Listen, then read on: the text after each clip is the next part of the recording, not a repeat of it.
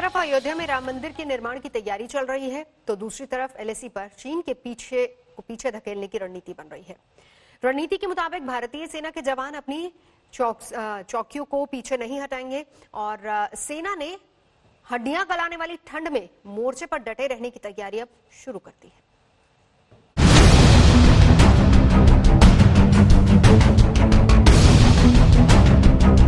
70 सालों में चीन की एक बात बिल्कुल नहीं बदली और वो ये कि जो वो बोलता है वो कभी नहीं करता।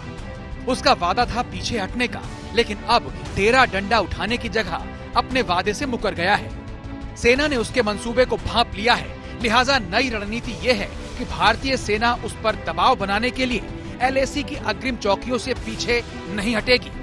यानी एलएसी पर टिके रहने के लिए सेना ने सर्दियों की तैयारी शुरू कर दी है, ताकि विषम परिस्थितियों में भी चीन को मौके पर ही चुनौती दी जा सके। जो विंटर डिप्लॉयमेंट है, इसका रेडी होना, स्टॉकिंग करना और तैयारी एक डेफिनेट रिक्वायरमेंट है। बर्फ की वजह से सितंबर के बाद लद्दाख का देश के दूसरे इलाकों से संपर्क टूट जाता है। रोहतांग से लेह तक 5 दर्रे हैं जो जम जाते हैं, इसलिए यहाँ सड़क मार्ग से संपर्क टूट जाता है। इसलिए सेना सितंबर से पहले ही अपनी सारी तैयारियां पूरी कर रही है। यही वजह है कि सेना ने सर्दियों के लिए कमर कस ली है। सेना के वाहन दिन रात सर्दियों से निपटने के लिए जरूरी सामान लेकर लद्दाख पहुंच रहे हैं। सूत्रों के मुताबिक special winter boot, winter proof वर्दी, साइबेरिया जैसे मौसम तक में कारगर रहने वाले गर्म टेंट, खास तरह के उपकरण जो सर्दी की चुनौतियों में सहायक हों, इन सब को पहुंचाया जा रहा है।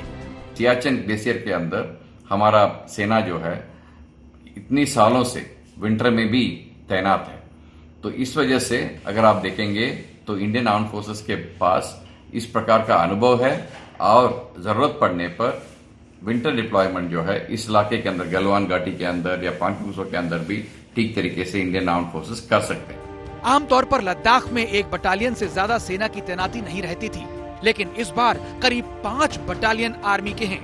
करीब 2500 आईटीबीपी के जवान भी तैनात हैं। जाहिर है संख्या बड़ी है, इसलिए सामान को समय पर पहुंचाने की चुनौती भी उतनी ही बड़ी है। भारत और चीन का विवाद मई से शुरू हुआ था, अगस्त आने को है। कई राउंड बातचीत हुई, हर चैनल से बातचीत हुई, मगर सच यही है कि चीन का षड्यंत्र और ये अड़ियल रवैया अभी लंबा खिंचेगा। वो पेंगोंग लेक, हॉट स्प्रिंग्स और गोगरा पोस्ट पर पीछे हटने को तैयार नहीं है, अपने वादे पर मुकर गया है। ऐसे में सेना लंबे मोर्चे की तैयारी कर रही है। एलएसी पर लद्दाख में जो स्थिति बनी हुई है, उससे ये साफ हो गया है कि ये तनाव अभी लंबा चलेगा। इसके चलते भारतीय सेना पूरी तरह से तैयार है लंबे समय के लिए डटे रहने पर। और भारतीय सेना को ये संदेश भी दे दिया गया है कि अगर वायुसेना या थल सेना को स्पेशल ऑपरेशंस लॉन्च करने पड़े तो उसे कम से कम समय में ये करने के लिए तैयार होना चाहिए। कैमरा पर्सन सत्या के साथ अभिषेक भल्ला, दिल्ली आज तक।